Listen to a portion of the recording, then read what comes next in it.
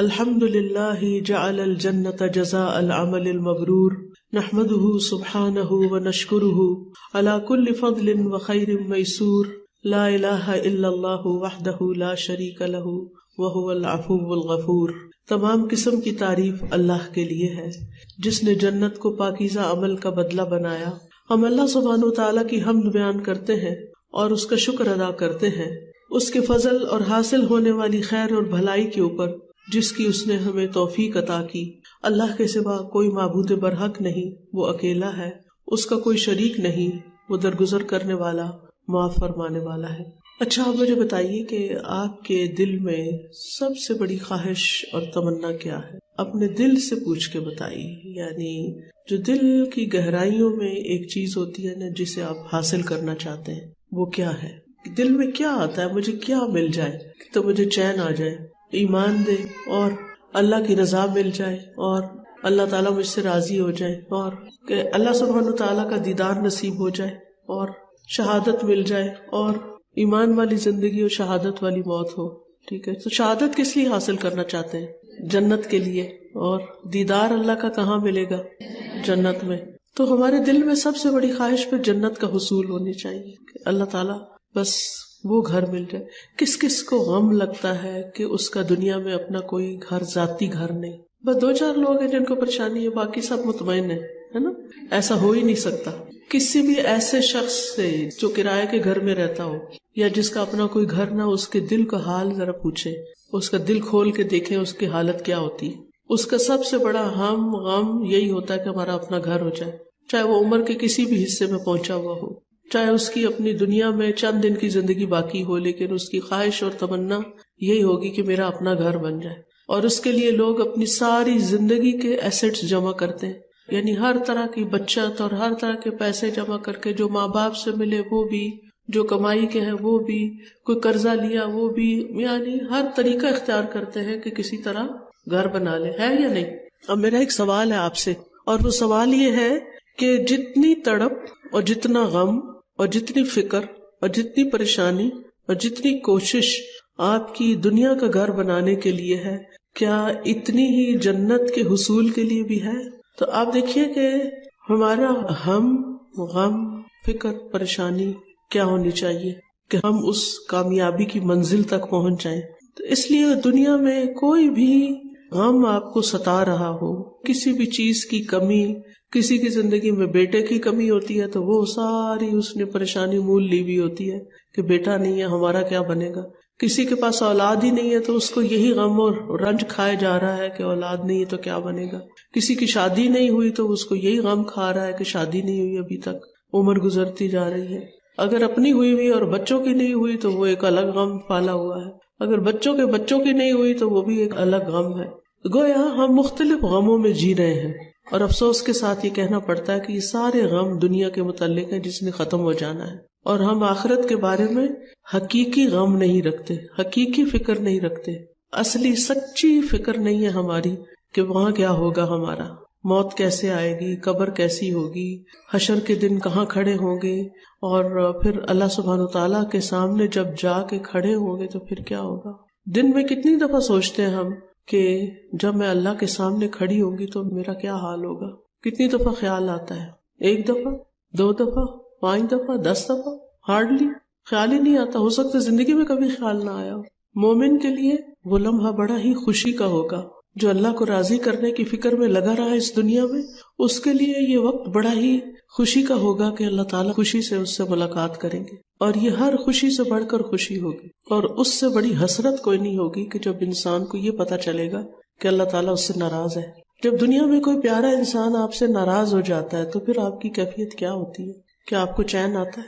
مثلاً ہسبینڈ ناراض ہو جائے، شوہر ناراض ہو جائے، یا باپ ناراض ہو جائے، یا امی ناراض ہو جائے، تو پھر کیا ہوتا ہے؟ دل کی کیفیت کیا ہوتی ہے؟ دل کی حالت کیا ہوتی ہے؟ دل نہیں لگتا نا کسی بھی کام میں۔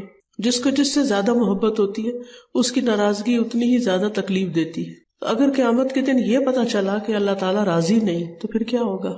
اس سے بڑا کوئی غم اور فکر اور پریشانی ہو سکتی ہے؟ نہیں۔ تو بہرحال ہمیں دنیا کے گھروں سے زیادہ جنت کے حصول کے لیے فکر اور کوشش کرنی چاہیے، کیونکہ جنت اللہ کے مہمانوں کے رہنے کی جگہ ہے۔ دنیا میں ہمارا گھر کیسا بھی ہو، لیکن جب کوئی مہمان آتا ہے تو ہم اپنا بیسٹ اس کو پیش کرتے ہیں، رہنے کے لیے، کھانے کے لیے، ہر لحاظ سے بہترین دیتے ہیں تاکہ وہ خوش ہو کر جائے۔ تو اللہ تعالیٰ بھی اپنے مومن بندوں کو جب خوش کریں گے تو انہیں ایسی جنتوں میں بسائیں گے جن کے نیچے نہریں بہہ رہی ہوں گی، اور اس کو اللہ تعالیٰ نزلا من عند اللہ قرار دیں گے کہ یہ اللہ کی طرف سے مہمانی کے طور پر ہے۔ مہمان سے تشبیہ اس لیے دی کہ مہمان کو خوش رکھا جاتا ہے، تو اللہ تعالیٰ اپنے بندوں کو جنت میں کیا کرے گا؟ خوش رکھے گا۔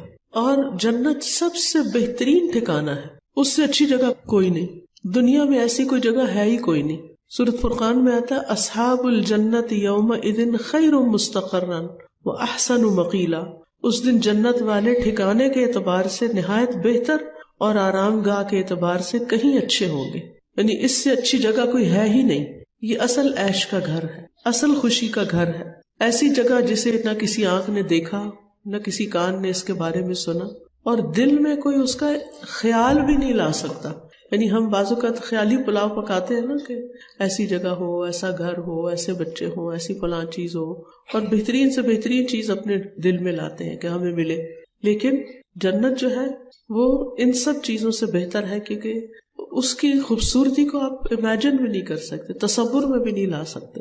فرشتے بھی جنت کے حسن و جمال سے مروب ہو گئے تھے، امپریس ہو گئے تھے۔ رسول اللہ صلی اللہ علیہ وسلم نے فرمایا کہ اللہ عز و جل نے جنت کی دیوار کا سونے اور چاندی کی اینٹ سے احاطہ کیا، پھر اس میں نہریں کھودی اور اس کے درختوں کو کاشت کیا۔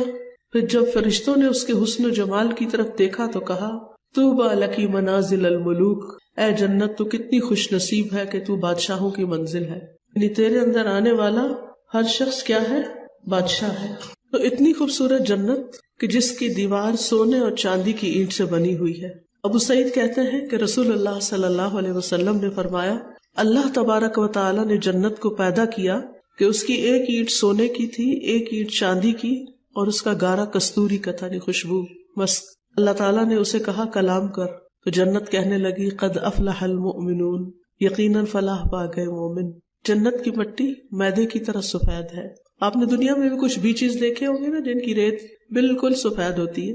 رسول اللہ صلی اللہ علیہ وسلم نے فرمایا اگر ناخن سے کم مقدار کے برابر بھی جنت کی کوئی چیز ظاہر ہو جائے، یعنی دنیا میں نظر آ جائے جنت کی کوئی چیز جو ناخن سے بھی چھوٹی ہو، تو وہ آسمان اور زمین کے کناروں کو چمکا دے، یعنی ہر چیز کو روشن کر دے۔ اور اگر جنت کا کوئی آدمی جھانکے یعنی دنیا میں اور اس کے کنگن ظاہر ہو جائے تو وہ سورج کی روشنی کو ایسے ہی مٹا دے جیسے سورج ستاروں کی روشنی کو مٹا دیتا ہے، یعنی اتنے چمکدار کنگن ہوں گے۔ رات کو کتنے ستارے نظر آتے ہیں کہ سورج آتا ہے تو سب کچھ غائب ہو جاتا ہے۔ تو اسی طرح جنت کا زیور سورج کی روشنی بھی ختم کر دے۔ ایک کوڑا رکھنے کی جگہ بھی زمین و آسمان سے بہتر ہے۔ جنت کا ایک چکر دنیا کے سارے غم بھلا دے، یعنی اگر کسی کو یہ موقع ملے کہ وہ جنت کے صرف ایک راؤنڈ لے لے تو دنیا میں کوئی غم اس کو غم نہ لگے، یعنی اس کی یادیں اتنی خوبصورت اس کے دل میں رہ جائیں کہ دنیا کی تکلیف دہ چیزیں اس کو یاد ہی نہ آئیں۔ اچھا یہ بتائیے کہ جنت کا سب سے بلند اور خوبصورت حصہ کون سا ہے؟ جنت الفردوس۔ وہ کہاں پر ہے؟ عرش کے سائے تلے۔ عبادہ بن صامت کہتے ہیں کہ رسول اللہ صلی اللہ علیہ وسلم نے فرمایا جنت میں 100 درجے ہیں، ہر 2 درجوں کے درمیان 100 سال کا فاصلہ ہے۔ سوچے کہ 100 سال میں جہاں کوئی پہنچے، 100 درجے، اور ایک جگہ سے لے کے دوسری جگہ جانے کے لیے کتنا فاصلہ چاہیے؟ 100 سال۔ آخرت میں 100 سال نہیں لگے گے، یہ دنیا کے حساب سے سمجھایا گیا ہے۔ اور پھر جیسا کہ زمین اور آسمان کے درمیان کا فاصلہ ہے، اور فردوس اس کا اعلیٰ ترین درجہ ہے، اس سے جنت کی 4 نہریں نکلتی ہیں، اور اس کے اوپر عرش الہی ہے۔ جب بھی تم اللہ سے سوال کرو تو جنت الفردوس کا سوال کرو کہ ہمیں اللہ تعالیٰ کے قریب ترین جنت ملے۔ حضرت آسیہ نے کیا دعا مانگی تھی؟ رب ابن لی عندک بیتا فی الجنہ۔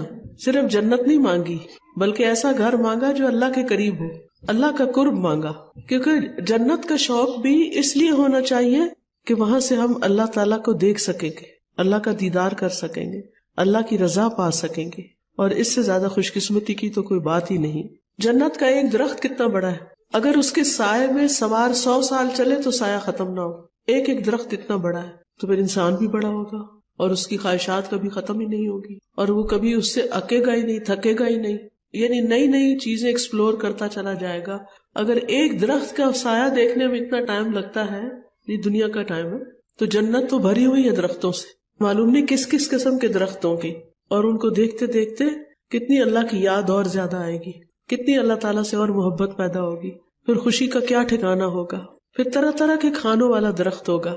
عتبہ بن عبد سلمی کہتے ہیں، میں رسول اللہ صلی اللہ علیہ وسلم کے ساتھ بیٹھا ہوا تھا، ایک اعرابی آیا، اس نے کہا اللہ کے رسول، میں نے آپ کو جنت کے ببول نامی درخت کا تذکرہ کرتے ہوئے سنا ہے، میرا خیال ہے کہ دنیا میں وہ سب سے زیادہ کانٹوں والا درخت ہے، ببول، آپ نے بھی نام سنا ہوگا، شاید دیکھا بھی ہو۔ تو رسول اللہ صلی اللہ علیہ وسلم نے فرمایا، اللہ تعالیٰ جنت میں ببول درخت کے ہر کانٹے کے بدلے، یعنی اس درخت کے اندر جو کانٹے ہوں گے، ہر کانٹے کے بدلے خصی بکرے کی خصیے کی طرح ایک چیز پیدا کرے گا، یعنی وہ کانٹا نہیں ہوگا بلکہ ایک چیز ہوگی، اس ایک کانٹے کے اندر 70 رنگ کے کھانے ہوں گے۔ آپ تو متنجن کتنے رنگ کا پکاتے ہیں؟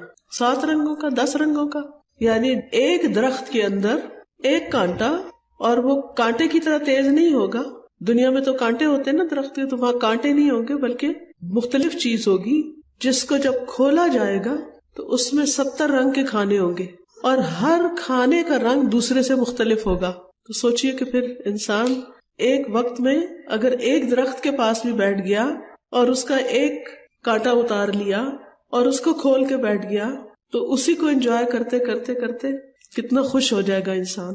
دنیا میں ایسی کوئی چیز ہے جس کے پیچھے ہم بھاگ رہے ہیں یا جس کے غم ہم نے پالے ہوئے؟ دنیا میں تو ایسی کوئی چیز نہیں، یہ چیز جنت میں ہی ملے گی، اور اس کے لیے پھر محنت کی ضرورت ہے۔ وہاں گھنے سائے ہوں گے، بے شمار پھل ہوں گے، من پسند پھل ہوں گے، وفاکہۃ مما یتخیرون، وہ پھل کبھی ختم ہوں گے ہی نہیں۔ دنیا میں تو یہ ہوتا ہے نا کہ بعض اوقات آپ کا ایک پھل کھانے کو دل چاہتا ہے، آپ مارکیٹ جاتے ہیں، دکاندار سے کہتے ہیں فلاں پھل چاہیے، وہ کیا کہتا ہے، بی موسم ختم ہو گیا، اب آپ کو نہیں ملے گا۔ اور اگر وہ کہیں سے لے کر آتے بھی ہیں تو کیا اس کا ذائقہ، رنگ، خوشبو کچھ ہوتا ہے؟ کولڈ سٹوریج میں بعض اوقات پھل رکھے ہوئے ہوتے ہیں اور اس میں سے بے موسم نکال کے دیتے ہیں، الٹا بیمار کرتے ہیں۔ لیکن جنت کے پھل وفاکہۃ کثیرۃ لا مقطوعۃ ولا ممنوعۃ، پھر بہتی ہوئی نہریں ہوں گی، خوشبودار پہاڑوں سے نہریں بہیں گی، یعنی پہاڑ ہوں گے جن کی خوشبو ہوگی اور وہاں سے پانی آئے گا۔ جب وہ پانی وہاں سے گزرے گا تو پھر پانی کیسا ہو جائے گا؟ کیسا ہو جائے گا؟ خوشبودار۔ دنیا میں تو آپ دیکھیں بعض جگہوں پر پانی جیسے سمندر کے کنارے آپ گئے، بڑی خوشی خوشی جاتے ہیں، تھوڑی دیر کے بعد کیا وہاں آنے لگتی ہے اسمیل، کیسی؟ مچھلیوں کی، مری مچھلیوں کی اسمیل آنے لگتی ہے، یا اور اسی طرح کی کسی چیز کی اسمیل آنے لگتی ہے۔ تو انسان کہتا ہے میں اتنی دور آیا ہوں یہاں، اور یہاں میں مزہ ہی نہیں کر رہا، وہ سب کچھ مل ہی نہیں رہا، تھک ٹوٹ کے انسان گھر آ جاتا ہے۔ پھر نہریں جو ہیں زمین کی سطح پر بہ رہی ہوں گی، اتنی گہری نہیں ہوگی کہ وہاں کا پانی کو ہاتھ بھی نہ لگا سکے۔ دنیا میں اگر آپ کسی نہر کے کنارے جائیں تو کیا کرنا پڑتا ہے؟ کافی نیچے اترنا پڑتا ہے، پھر نہر کو ٹچ کرتے ہیں آپ۔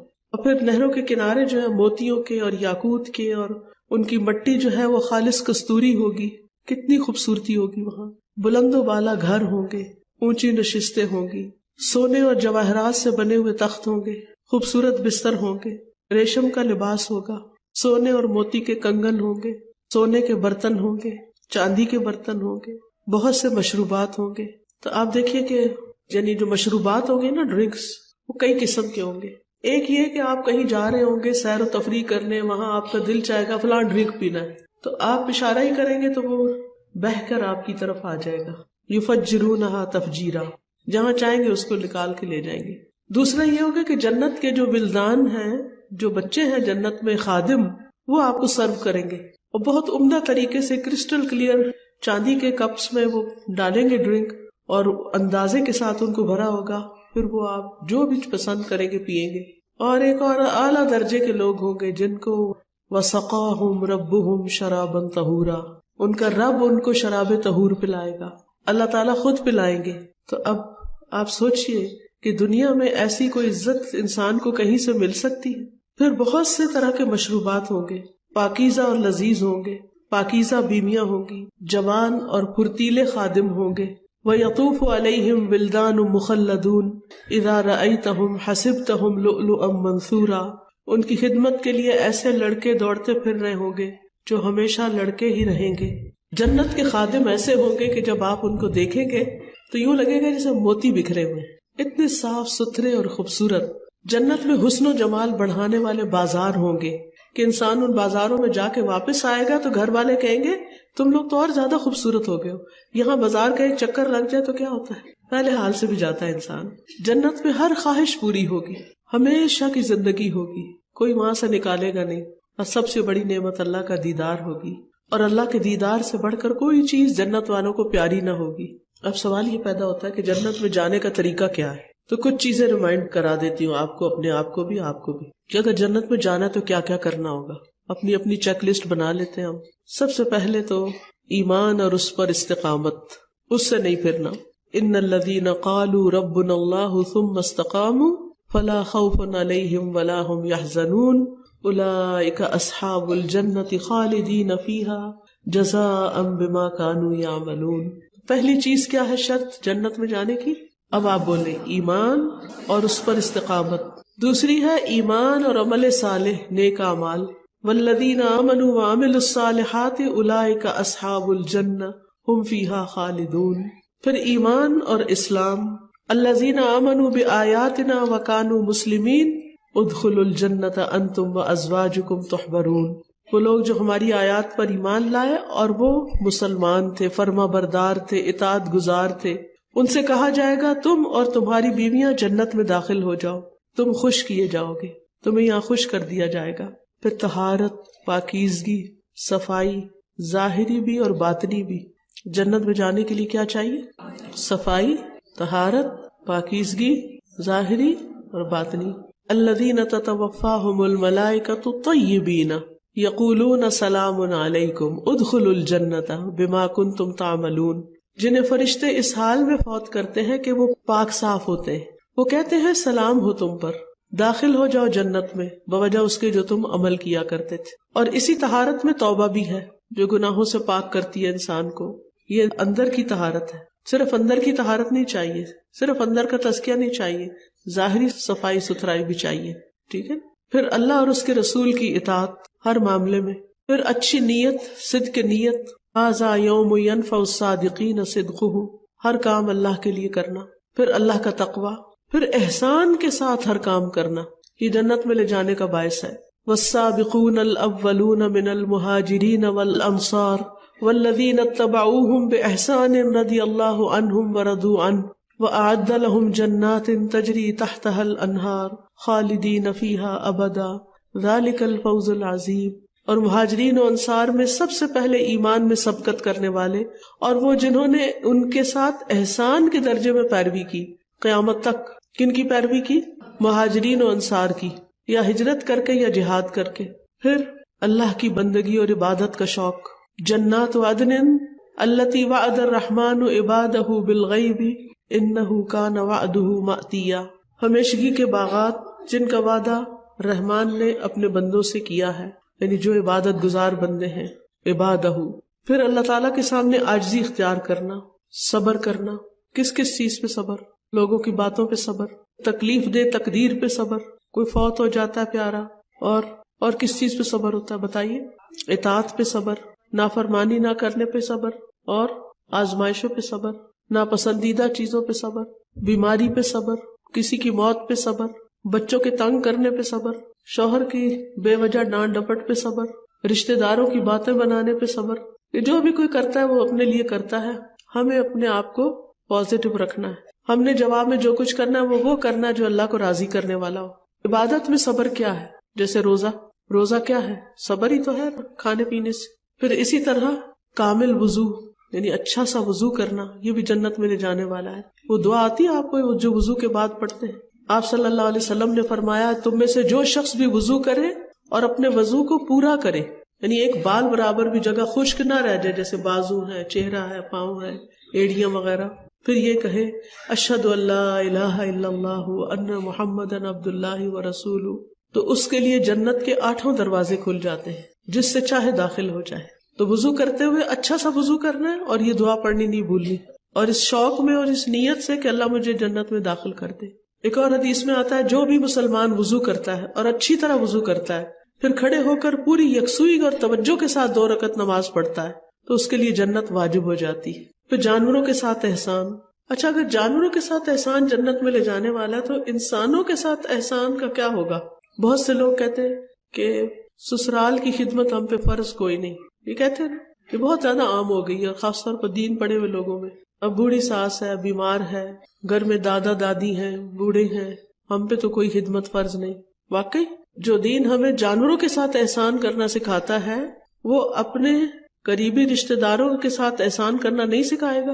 اچھا یہ بتائیے، پڑوسیوں کے حقوق ہیں تو جو آپ کے گھر میں رہ رہا اس کا کوئی حق نہیں کہ یہ میری ماں نہیں ہے، یہ تو میرے شوہر کی ماں ہے، لہٰذا وہ جانے، اس کا کام جانے، اس کی خدمت میری ذمہ نہیں ہے، اس کا خیال رکھنا میرے ذمہ نہیں. تو چلے ٹھیک ہے، پھر شوہر کو جاب سے چھٹی کرا کے گھر بٹھا دیتے ہیں، وہ اپنی ماں کی خدمت کرے اور آپ جاب کرنے کے لیے باہر نکل کھڑی ہو.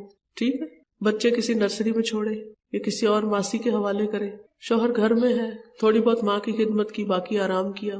آپ تھکی ہوئی واپس آتی ہیں گھر، پھر گھر آ کے کیا ہوتا ہے؟ گھر کے کام ہوتے ہیں، کیونکہ بچوں کے لیے تو کھانا بنانا ہی ہے نا. ساس کے لیے تو بنانے کی ضرورت نہیں ہے لیکن بچوں کے لیے تو بنانا ہے نا. وہ تو فرض ہے یا نہیں ہے وہ بھی کوئی نہیں، وہ بھی کسی اور کے ذمہ ہے. اور جب پھر شوہر بیوی سے اپنا حق مانگے گا تو بیوی تیار نہیں ہوگی کیونکہ وہ بہت تھکی ہوئی ہے. پھر نتیجہ کیا ہوگا؟ شوہر کیا کرے گا؟ وہ کیا کرے گا؟ وہ اور عورتوں کی طرف دیکھے گا، اس کو میسج کرے گا، اس کو کرے گا، اس کے پیچھے جائے گا، اس کے پیچھے جائے گا. تو خوب گھر چلے گا نا؟ کیا خیال ہے؟ کیونکہ ہمارے ذمے تو نہیں ہے نہ ساس کی خدمت نہ گھر کا کام، ہمارے دین نے تو نہیں کہا عورت کرے، تو کون کرے؟ تو جانوروں کے ساتھ احسان میں کیا آتا ہے؟ جیسے ایک عورت نے بلی کو کھانا نہیں دیا، وہ مر گئی تو کیا ہوا؟ حالانکہ وہ بہت عبادت گزار تھی، آپ نے کہا اس کے لیے جہنم ہے. اور ایک کہتے فاحشہ عورت تھی، لیکن اس نے کتے کو دیکھا کہ وہ مٹی چاٹ رہا ہے تو وہ پانی پی کے جب کنویں سے باہر نکلی تو دوبارہ گئی، اپنے موزے میں پانی بھر کے لائی، کتے کو پلایا، تو اللہ تعالیٰ نے اس کی قدردانی کی اور اس کو جنت میں داخل کر دیا. پھر اسی طرح اگر کوئی فوت ہو جائے اور اس کے بارے میں سمجھدار لوگ گواہی دے کہ یہ نیک شخص تھا تو پھر بھی کیا ہوگا؟ اس شخص کے لیے بھی جنت ہوگی. لیکن جس شخص کا تعلق نہ اپنے گھر والوں سے اچھا، جو عورت نہ اپنے میاں کے ساتھ اچھی ہو، نہ رشتہ داروں کے ساتھ، نہ ساس سسر کے ساتھ، کسی کے ساتھ اس کا تعلق اچھا ہی نہیں، اس کے لیے کون گواہی دے گا؟ کون گواہی دے گا یہ بڑی نیک عورت تھی؟ تو خالی نماز روزہ کر لینا کافی نہیں ہوتا، بہت ضروری ہے کہ ہم کیا کریں؟ انسانوں کے ساتھ بھی اپنے تعلقات اچھے رکھیں کہ وہ ہمارے حق میں اچھی گواہی دینے والے ہوں. پھر راستے سے تکلیف دہ چیز ہٹانا، یتیم کی کفالت کرنا، نماز کی سنتوں کا اہتمام کرنا. نبی صلی اللہ علیہ وسلم نے فرمایا کوئی مسلمان بندہ نہیں جو ہر روز اللہ کے لیے فرائض کے علاوہ 12 رکعتیں سنت ادا کرتا ہے مگر اللہ تعالیٰ اس کے لیے جنت میں ایک گھر بنا دیتا ہے. یہ 12 کیسے بنتی ہیں؟ 2 فجر کی، 6 ظہر کی، 2 مغرب کی، 2 عشاء کی. کتنی ہوگی؟ 12 ہوگی. بہت مشکل ہے. اگر کوئی یہ کہے کہ تم یہ رکعتیں پڑھو تو میں بحریہ ٹاؤن میں گھر دے دیں گے، چھوڑیں گے آپ یہ رکعتیں؟ اچھا بس اتنا آسان؟ تو جنت تو بحریہ ٹاؤن سے کہیں زیادہ خوبصورت، تو اس کے لیے بھی اتنی ہی کوشش کرنی. پھر اسی طرح اللہ کی خاطر مسجد بنانا، مریض کی عیادت کرنا. حدیث میں آتا ہے جو شخص کسی مریض کی عیادت کرتا ہے تو اسے آسمان سے ایک آواز دینے والا فرشتہ آواز دیتا ہے کہ تو بھی پاک ہے اور تیرا چلنا بھی پاک ہے اور تو نے جنت میں گھر بنا لیا. یعنی بیمار کی خاطرداری کرنے والا. پھر اولاد کی وفات پہ صبر کرنا. پھر بینائی کے جانے پر صبر کرنا، نگاہ جانے پر. پتہ نا بعض بزرگ ہوتے ہیں بڑھاپے میں ان کی نگاہ کمزور ہو جاتی ہے اور پھر آہستہ آہستہ ختم ہو جاتی ہے، تو اس پہ واویلا نہ کریں، پریشان نہ ہو، ہر ایک کو نہ قصہ سنائے بلکہ صبر کریں. نبی صلی اللہ علیہ وسلم نے فرمایا اللہ تعالیٰ کا ارشاد ہے جب میں اپنے بندے کی 2 محبوب چیزوں سے آزمائش کرتا ہوں اور وہ صبر کرتا ہے تو اس کے عوض میں اسے جنت عطا کرتا ہوں. اور محبوب چیزوں سے مراد اس کی 2 آنکھیں. اسی طرح قرض کے لین دین میں مالدار کو مہلت دینا اور تنگ دست کو معاف کر دینا، یہ بھی جنت میں لے جانے والی چیزوں میں سے ہے. والدین کے ساتھ نیکی کرنا، 5 نمازوں کی حفاظت کرنا، زبان اور شرمگاہ کی حفاظت کرنا، حج مبرور ادا کرنا. اور ایک اور نیکی جو روز کر سکتے ہیں آپ، دل کی حضوری سے آذان کا جواب دینا. آذان شاعر اللہ میں سے ہے، یعنی اللہ کی نشانیوں میں سے ہے جن کا احترام کرنا چاہیے. لہٰذا جب اذان ہو تو باتیں روک دینی چاہیے، اذان کا جواب دے کر دعا پڑھنی چاہیے اور پھر درود پڑھنا چاہیے. پھر جو آپ دعا مانگیں گے وہ قبول ہوگی. اگر دنیا میں اس کا بدلہ نہ ملا تو آخرت میں ضرور ملے گا. پھر صبح شام سید الاستغفار پڑھنا، آخری کلام لا الہ الا اللہ کا ہونا. تو کثرت سے لا الہ الا اللہ پڑھتے رہا کریں تاکہ موت کا وقت آئے تو بھولے نہ. حذیفہ کہتے ہیں میں نے رسول اللہ صلی اللہ علیہ وسلم کو اپنے سینے سے لگایا، آپ نے فرمایا جس نے لا الہ الا اللہ کہا اور اسی پر اس کا خاتمہ ہوا وہ جنت میں داخل ہوگا. اور جس نے اللہ کے لیے روزہ رکھا اور اس کے ساتھ اس کا خاتمہ ہوا یعنی روزے کی حالت جنت میں جائے گا. اور جس نے اللہ کے لیے صدقہ کیا اور اسی کے ساتھ اس کا خاتمہ ہوا یعنی آخری اعمال وہ بھی جنت میں داخل ہوگا. پھر اسی طرح آپ نے فرمایا لوگوں سلام پھیلاؤ، کھانا کھلاؤ، جب لوگ رات کو سو رہے ہوں تو نماز پڑھو، تم سلامتی سے جنت میں داخل ہو جاؤ گے. پھر جو شخص مر جائے اور اس کے اندر نہ تکبر ہو، نہ اس کے سر پہ کوئی قرض ہو اور نہ اس نے کبھی مال غنیمت سے کوئی خیانت کی ہو، وہ جنت میں داخل ہوگا. اسی طرح جو شخص 12 سال اذان دے اللہ کے لیے وہ بھی جنت میں داخل ہوگا. پھر اسی طرح ہر روز دن میں 3 دفعہ جنت کا سوال کرنا، اللہم انی اسألک الجنت، اللہم انی اسألک الجنت الفردوس.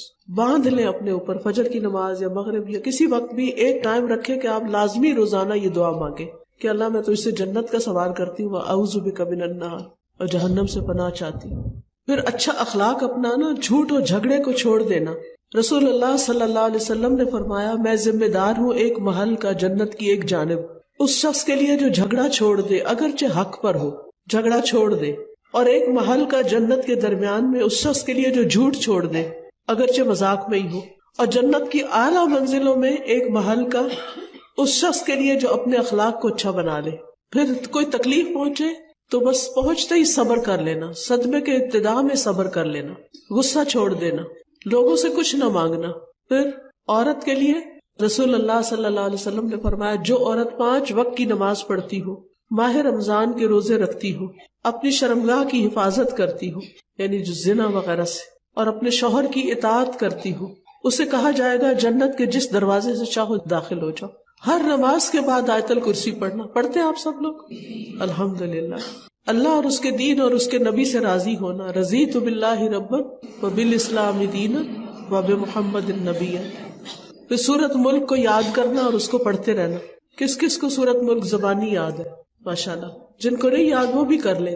30 آیتیں ہیں، ہر روز ایک آیت کریں گے، مہینے میں یاد ہو جائے گی، پڑھنی آسان ہو جائے گی. پھر کیونکہ رات کے وقت بستر پہ لیٹ کے بھی زبانی آپ پڑھ سکتے ہیں. پھر قرآن مجید پڑھتے رہنا اور اس پر عمل کرنا، کیونکہ قرآن مجید سفارش کرے گا اور اس کی سفارش مانی جائے گی، اور یہ اپنے پڑھنے والوں کے حق میں بحث کرے گا اور اس کی تصدیق کی جائے گی.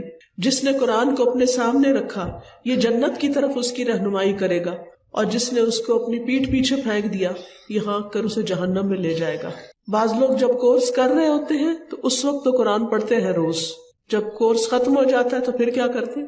پیچھے رکھ دیتے ہیں کہیں، کبھی کبھی پڑھتے ہیں پھر کرتے کرتے بالکل بھول جاتے ہیں. تو یہ نہیں کرنا آپ نے، ٹھیک ہے؟ اللہ کرے کہ ہمیں ان باتوں پر عمل کی توفیق نصیب ہو. آپ میں سے کوئی کچھ کہنا چاہتا ہے؟ سب کے ساتھ یہ ہوتا ہے، اس طرح تو ایمان نہیں رہتا جتنا علم کی مجلس میں ہوتا ہے، لیکن ایک طریقہ ضرور کیا کریں کہ جانے سے پہلے سوچ کے جائیں کہ آج کے لیکچر میں سے میں نے کون سی چیز ایسی ہے کہ جو چھوڑنی نہیں ہے، بس پکی کر لینی ہے. تو انشاءاللہ ہر دفعہ آپ ایک ایک چیز اپنے اوپر پکا کرتے کرتے کرتے ایک دن وہ درخت خوبصورت بن چکا ہوگا. یکدم سب کچھ نہیں آتا اور یکدم سب کچھ چھوڑ بھی نہیں دینا چاہیے، سٹیپ بائی سٹیپ ایک ایک چیز پکڑ کے رکھنی چاہیے. جی اوکے جی. تو اس میں آپ دیکھیے کہ آپ کے خوف کے پیچھے کوئی نہ کوئی وجہ ہے. کسی نے آپ کو ڈسکریج کیا ہوا ہے، تم کچھ نہیں کر سکتی، یہ بھی نہیں ہو سکتا، وہ بھی نہیں، تو وہ باتیں ذہن میں بیٹھ جاتی ہیں. ان کا توڑ یہ ہے کہ آپ بیبی سٹیپس لیں.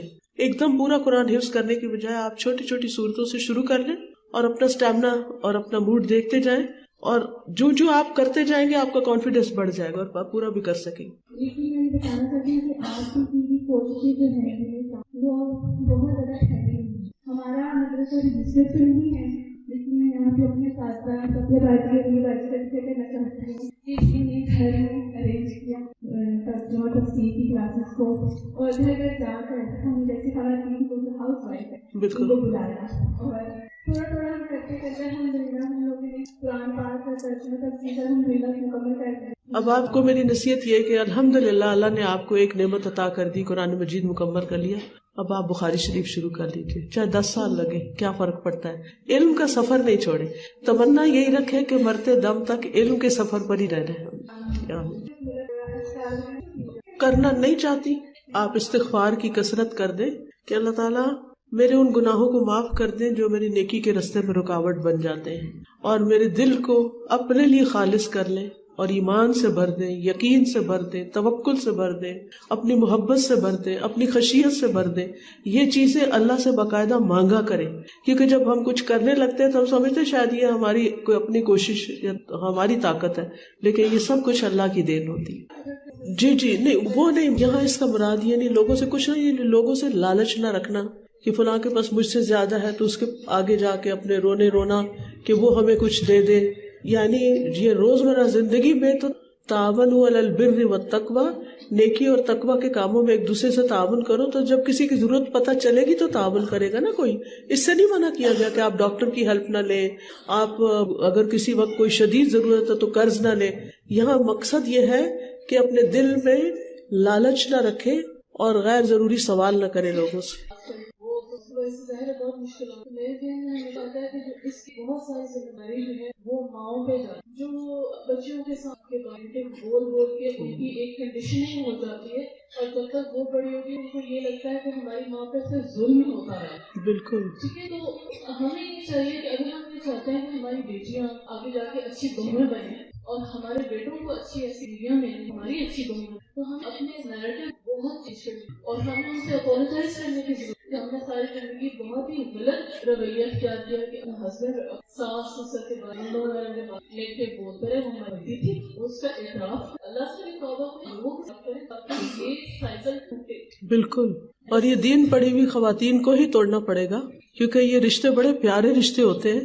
اگر کوئی آپ کو محبت نہیں دے رہا، آپ محبت دینا شروع کر دیں تو دینے والوں کو ہی ملتی ہے. اللہ تعالیٰ دوسروں کے دل بھی آپ کے لیے نرم کر دے گا.